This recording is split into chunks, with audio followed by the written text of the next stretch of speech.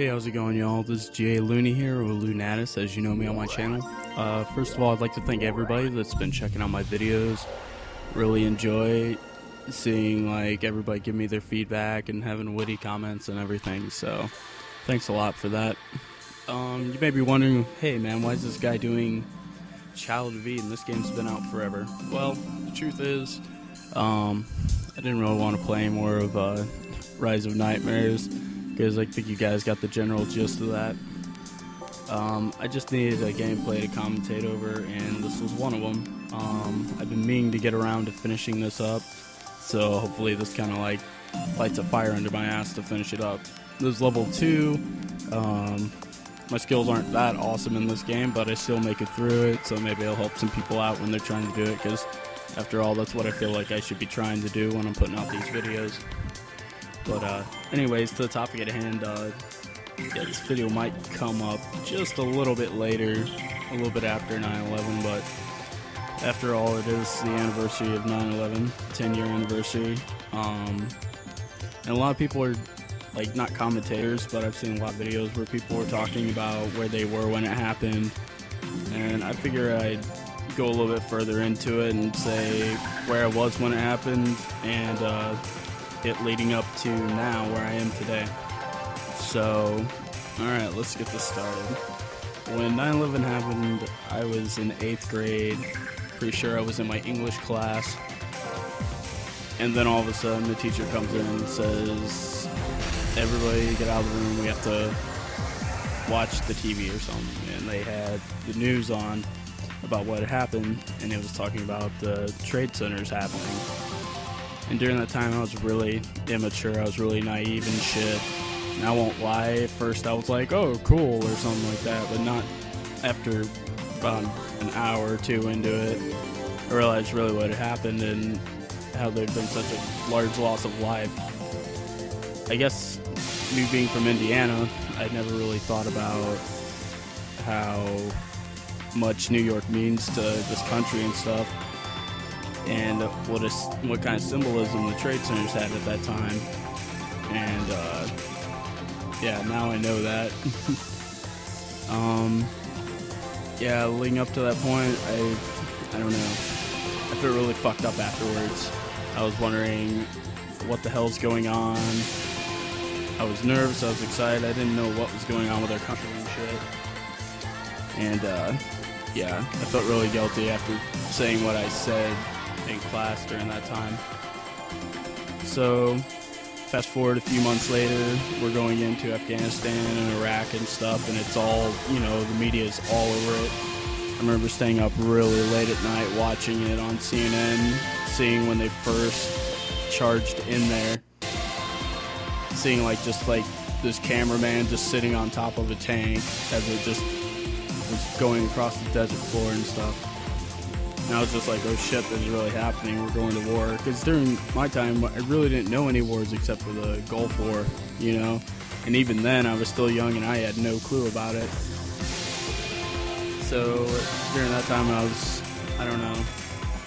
just wondering what was going to happen next.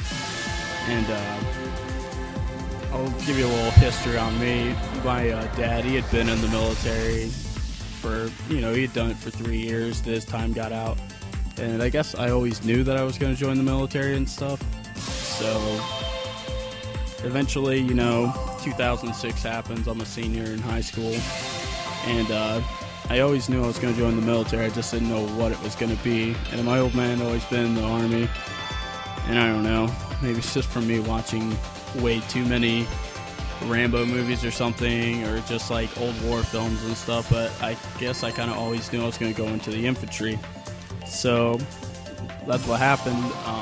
Originally I was going to go active duty, and I contacted a recruiter and everything, and then my sister's boyfriend at the time, he joined the National Guard the same time, except he was a year younger than me, because you can join the military at age 17.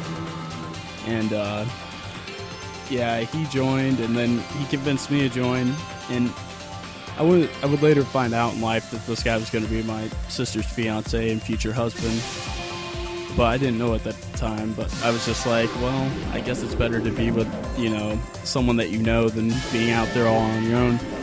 So I wound up joining the National Guard in the Army as 11 Bravo, or infantry, as some people know it. And that's how it went. After I graduated my senior year of high school, August came around, I went to basic training. And yeah, they were just hammering it into our heads, because by that time we had people that had made 3, 4, possibly even 5 tours over there. And yeah, people were coming back pretty fucked up from it. This was just when people started realizing about, like, you know, post-traumatic stress disorder and, you know, brain trauma and everything.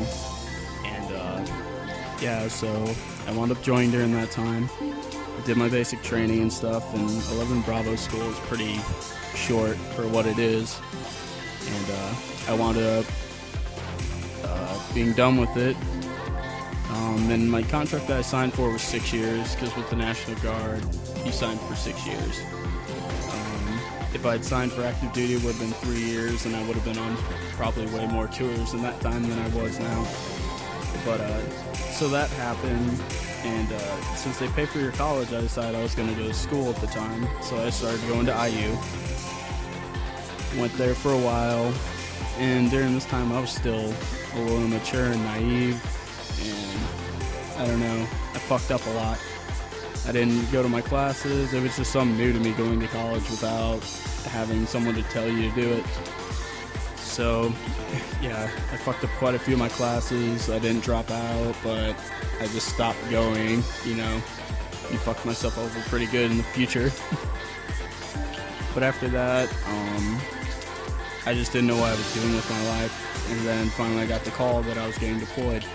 So I wound up deploying to Iraq for 2009, all the way through it, up until 2010. I started training for it in 2008 with the National Guard, because what we do is we train all the way up until that point, and then we leave. So thankfully I got to spend Christmas with my family, and we left on January 6th of 2009. And yeah, that was a really hard time for me, because I still had to say goodbye to my family and stuff, and try to put on this face like I'm not afraid that nothing's gonna happen to me. And in truth, I was terrified. I was like, this might be the last time that I'm saying goodbye to my family, and I may never see them again. So eventually, you know, we do our training over at Fort Dix, New Jersey. We leave there in February. We hit Kuwait and stayed there for about a month. So then we wound up getting into Iraq in March. And I remember the first mission we went on, I was just like so terrified the whole fucking time. I just didn't know what was going to happen. But eventually, you know, you get used to it and stuff.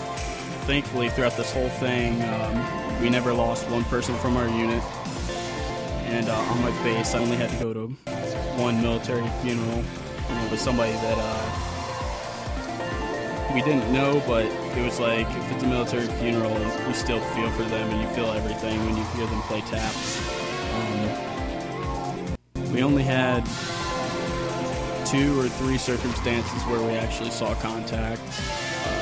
One of them was with my with the group that I was with, and they went out on mission and stuff, and on that day they'd given me the day off because I had to take somebody to a certain base, and they gave me that day off, and what wound up happening was somebody threw a grenade at their truck, and it was like an anti-tank grenade. Thankfully nobody got hurt. I was so pissed that I wasn't on that one.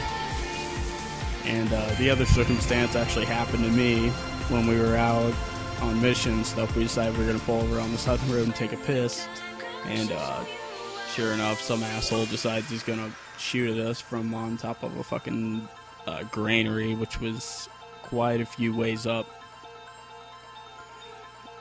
But yeah, that was my deployment stuff. It gave me a really different insight on life, and it made me the person I am today. I take everything a lot more seriously now. I don't fuck around with stuff. When it needs to get done, I just get it done. I'm back in school, and I haven't failed a class yet. Fingers crossed. And yeah, that's where I am right now. Just remember everybody that was out there during that time. Thanks for listening to me, guys. My video is about to run out. Just leave a comment if you like the video or anything, and as always, see you later.